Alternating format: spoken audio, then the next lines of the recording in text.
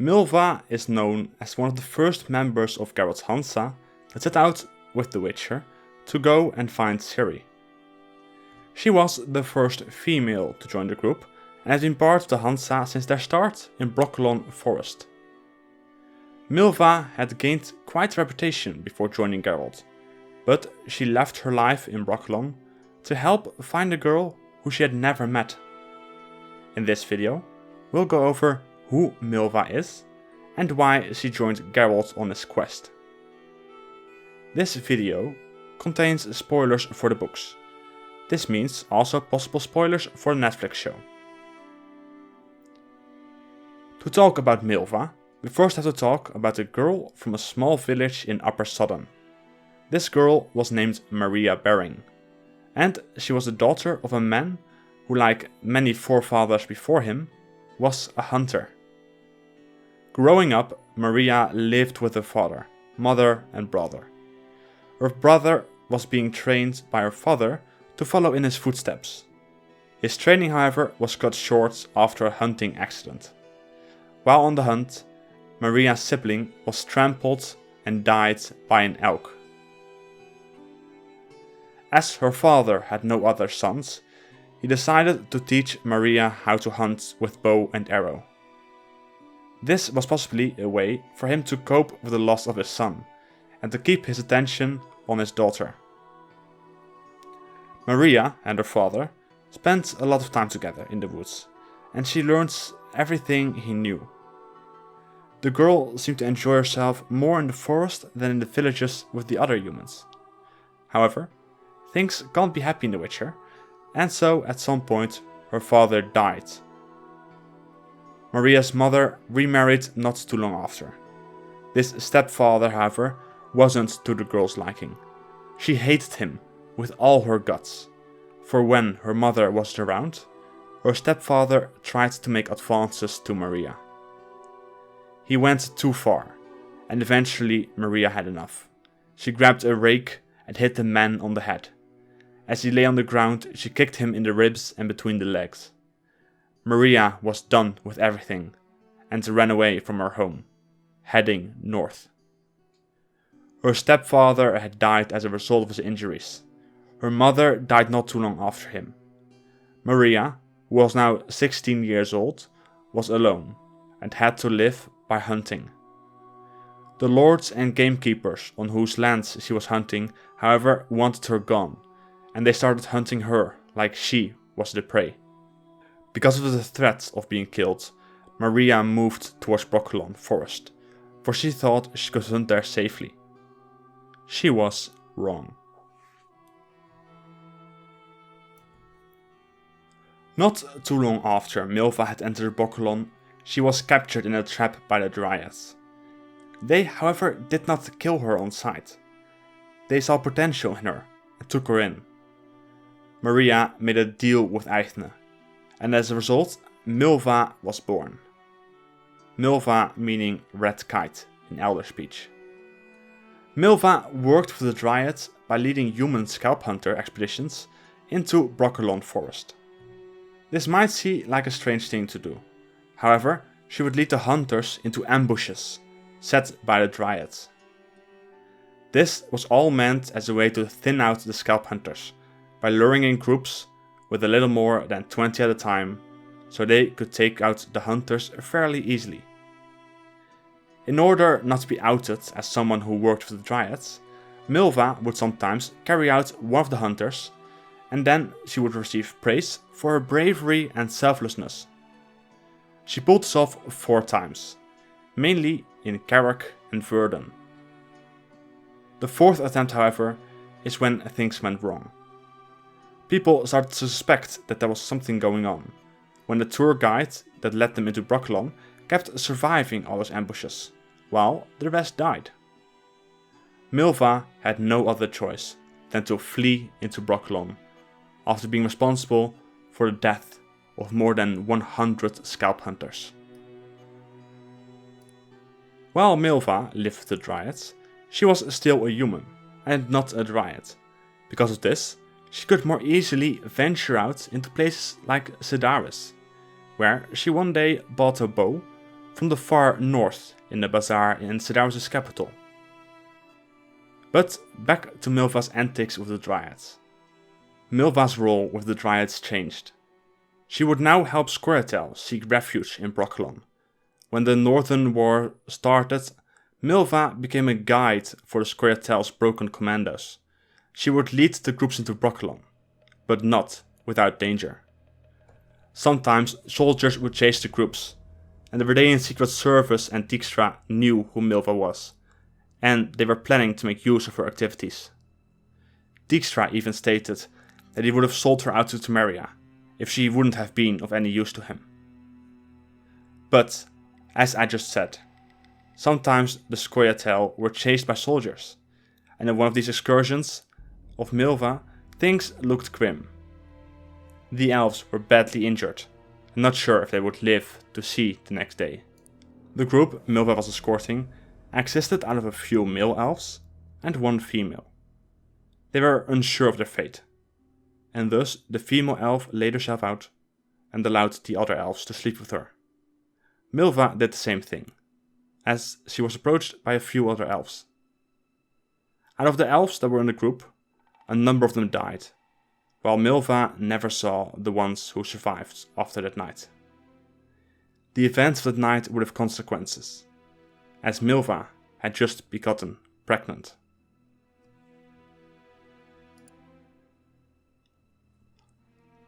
Within a short time from when Milva had gotten pregnant, she received an unusual task from Eglace. Eglace, who was the leader of the healers of Brokilon, asked Milva to come to the valley of Kol Serai, which is where most of the healers of Brokilon are located. Eglace told Milva that she needed to do something while walking into a cave where Geralt was being healed. Once Milva saw him, she quickly ran out the cave and screamed at Eglace, for she feared for her own life as the Witcher had seen her, and she was convinced that he would inform others on how she looked like. Eglace couldn't convince Milva to do what the Witcher had asked, to gather information for him about Ciri and Yennefer. Milva was not willing to risk her life asking questions for someone she did not know, especially not in a time when spies were all around and it wouldn't take much to be executed. Milva didn't want to risk her life for Geralt. However, things changed when Eithne asked her to do it. Back when Milva had been captured by the Dryads, they could have killed her easily. Instead, Eithne decided to spare her life, and as a result, Milva would be in debt to them for the rest of her life. And so, when Eithne asked Milva to do what the Witcher had asked, she obliged. She went into Temeria, towards Dorian, as the Witcher had asked her to visit Codringer. Upon arriving in Dorian, however, she learned that Codringer had died and his building had burned down. She also received information about the state of the war and how kingdoms were both looking for Geralt and Ciri. Milva returned to Brokilon after 12 days. She, however, didn't want to go and see the Witcher right away. She took as much time as she could until she was eventually forced to see him. It was here where we get the first dialogue between Geralt and Milva, and in this part we get a clear view of a change in their stance towards each other. They go in both slightly hostile to each other, but they seem to eventually get to understand the other person in the end. Geralt realizes the danger he put her in by doing what he asked, and in return, Milva becomes more open to doing the work, and starts to stop hating him when she learns why he needs the information. She eventually would go on a second excursion. Milva returned from her second trip on time and with more information. She had learned that Geralt's adopted daughter was a princess of Sintra, and that she was said to be married to Emir. This would mean that not only Sintra, but also Sodden would go to Nilfgaard, which would make Ciri Milva's ruler as well, as she is from Upper Sodden. Milva told him everything he knew. At last, she knew nothing new about Yennefer. She was tired of having been in the saddle all day and wanted to sleep. The Witcher, however, had one last question for her. He asked if he could take one of the riderless horses from the Scoia'tael unit that just had arrived. He wanted to set out, to get to Nilfgaard, to get back his Ciri. Geralt thanked Milva for her service, and promised to repay her someday when the need would arise. Milva, however, was very tired and sleep deprived, resulting in her sounding a bit angry. But she was worried for the Witcher. She wanted to convince him not to go, or at least give some food for the road. And so Milva went hunting for a deer, which she would take with her as she pursued the Witcher towards the borders of Brokilon. On her way towards the Witcher, she came across a group of Scoia'tael, amidst whom were Yaruga and Ciri, who were both just escorted the day before to Brokilon. They told Milva about the dangers in the south, that a storm was coming. She had to reach the Witcher as fast as possible, and left the deer with the elves, so they would at least not starve to death. Milva rode as fast as she could towards Geralt, where she just arrived in the nick of time. Geralt and Dandelion had come upon a few hawkers, who were carrying someone special in a coffin. A group of Nilfgaardians had just appeared to take the coffin, and they killed the hawkers. Geralt's knee had just failed him after he threw a sword into one of the men, and that is when Milva arrived. She was quick and deadly, killing several men with her arrows and showing no fear when the leader charged at her. He too was hit by an arrow. While he charged at her, at a distance of 5 paces before he would hit her, Milva launched an arrow that tore off part of his skull as it passed through his head and knocked the man's helmet off. As the fight came to an end, and the three had a look at who was in the coffin, it was Ciri. As this video is about Milva, I will just focus on her, and all I will say about Ciri is that was freed by Geralt, and Geralt promised to kill him the next time they would meet. Soon after, the three of them came across a village that was being raided. As they looked on, Milva tried to convince Geralt to go back to Brokilon, but he refused, and suggested that she could take back Dandelion instead if he wanted. But Dandelion refused as well. Something in Milva seems to have happened here. She snapped, and decided to help Geralt reach the Yaruga. They would go via the eastern side, not the western side they were heading to. And so, Geralt's band officially started, heading to cross the Yaruga amidst the fires of the war.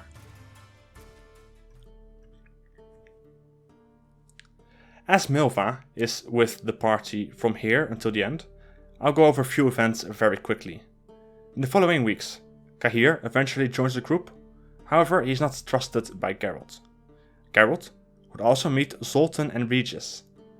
Regis would also join the group, which would result in the group now being 5 people: Geralt, Dandelion, Ciri, Regis and of course Milva.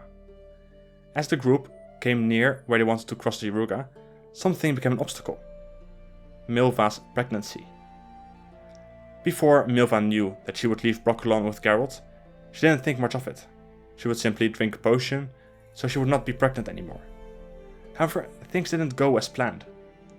She met Geralt and learned of his quest to save his adopted daughter, and in this quest, Milva thought she could find a way to pay off the debt for not having a child of her own. She didn't think about a pregnancy when she left, as she at first thought she would soon return. She expected Dandelion to want to go back, and she thought of him as not a hero type. But she was wrong, and by the time the pregnancy got further, it became a bit too late. Milva never intended to keep the child, and luckily for her, Regis could make a potion which could help her get rid of it. But this is why Milva traveled with Geralt.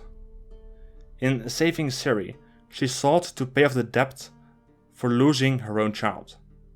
One child for another. So in case you wondered, that is why Milva joined Geralt.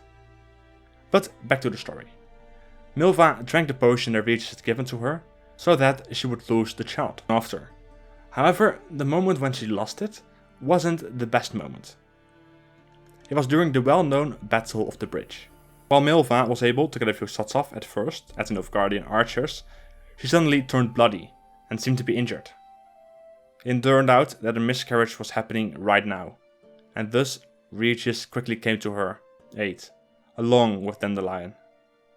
But they were still in danger, and far from being safe.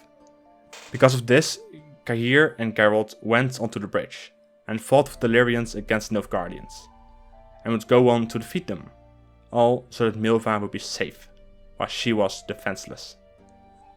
As the Lyrians won the battle and crossed into Angren, the group stayed with them for a while, so they could eat and rest a bit.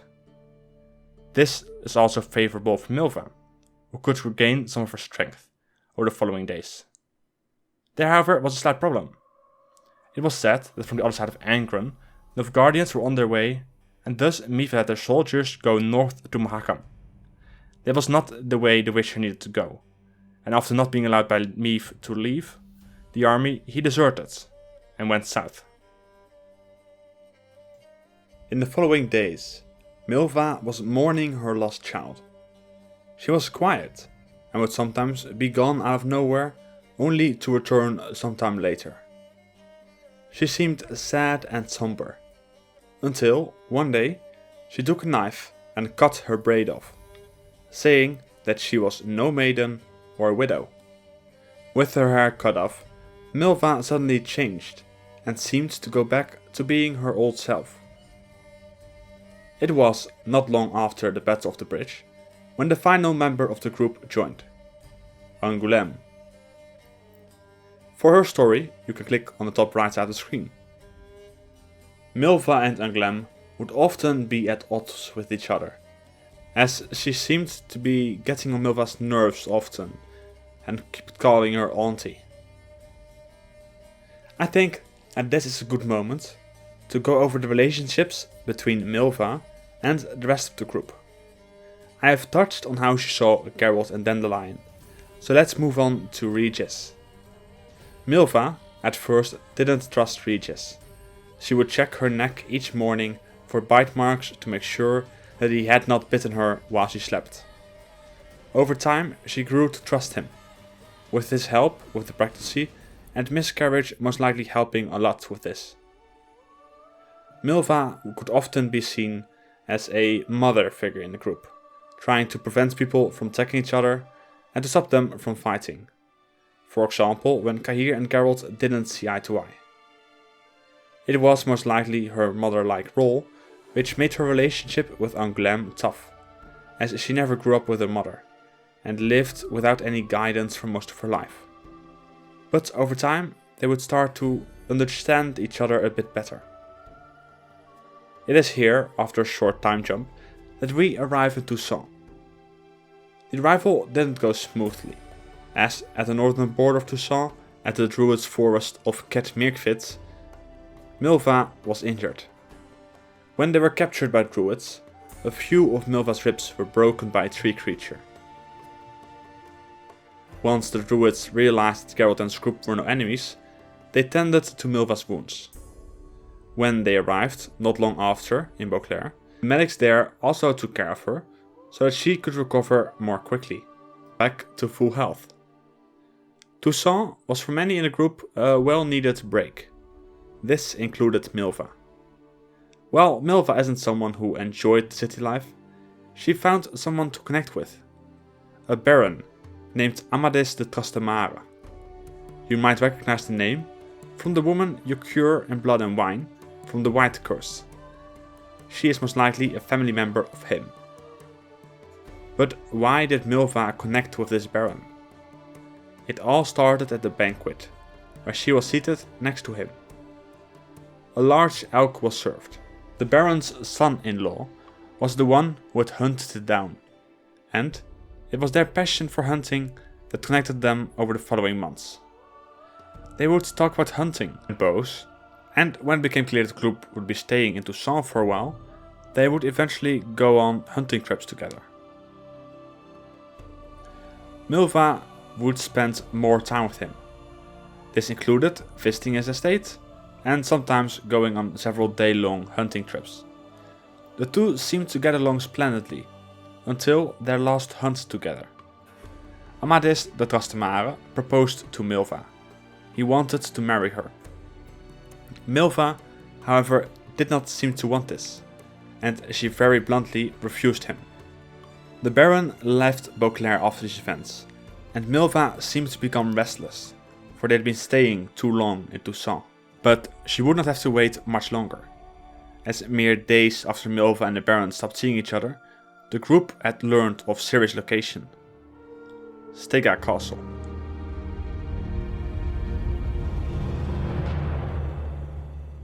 It is here where we enter the last chapter of Milva's story. From a young hunter to someone who worked with the Dryads and Scoia'tael, to one of the travel companions of Geralt of Rivia, going out on a quest as a way to pay back for not having her own child. The road they had to take to Stygga Castle was far from optimal. They had to cross mountains while the blizzards raged, and would almost have found Ciri on their way there, if only Ciri hadn't moved. But alas, this was not the case, and they travelled on to Stygga Castle, in the land of Ebbing. Once they arrived at the castle, Geralt, Cahir, Anglem and Milva rode in on horses, while Regis went via a different manner. At the gate, they were told by Barrios Munn which direction they should go to save Ciri. Geralt thanked him, and seconds later, only Boreas was remaining in the courtyard. The group dashed through the corridors of the castle, killing anyone who stood in their way. Everything seemed to go alright, until they entered the cloister. Archers appeared in the gallery, and they were pinned down. They were stuck. One of the arrows had hit Anglem's arm, passing through her muscle. They knew right there and then that they had to do something, and so they did. Milva stood up, assumed shooting position, and fired arrow after arrow into the archers. They all started to target her, and while it did, this gave time for the rest to get away safely. With arrows flying all around, Milva didn't even twitch, and kept firing while plaster rained down from the impact of the arrows. Milva's shots terrified the archers, and they took cover, except for one. A short, slim, swarthy archer, with a bracer on his left forearm, lifted his composite bow. They looked at each other, Milva and the archer, ready to fire. As the arrows shot through the air, both Milva and the archer were hit. Milva's shot destroyed the heart and lungs of the archer, killing him instantly, while the archer's arrow had hit Milva in the belly, shattering her pelvis and pulverizing her intestines. Milva collapsed onto the ground, and the other archers came out of hiding. Geralt and Cahir quickly grabbed Milva and tried to drag her out to safety, arrows flying all around them, bouncing off their helmets and through their hair. Fury and anger raged in Geralt, Cahir and Anglem as Milva left behind a long trail of blood. Anglem cried out once more, howling, "Auntie, Auntie, don't die!" Maria Bering opened her mouth, coughed horrifyingly, spitted out blood onto her chin. "I love you too, Papa," she said quite distinctly, and died. Milva marked the first death of the group, with Anglem and Cahir soon following, and not to mention Regis being melted by Vilgefortz. This video can't do much justice to how her death is written in the books, and I highly recommend reading them. Generally speaking, Milva is one of the deaths that hit the hardest, for those who read the books, at least that is. After Milva had died, and Geralt and Ciri reunited, Milva and the others were said to be buried outside the castle. Later on, in Rivia, Geralt and Zoltan would toast to her and the others. Finally, when Geralt and Yennefer were put on the boat, it was thought that they could have seen Milva's braid, which she had cut off after losing her child. In the games, Milva is barely ever mentioned, with one short mention in The Witcher 1, and having a Gwent card in The Witcher 3. This is the case for Cahir and Anglem as well, as they were barely ever mentioned after the books. Milva was one of the most beloved members of Geralt's group. So what do you think of her? Does she deserve more love and attention? Till next video. Bye.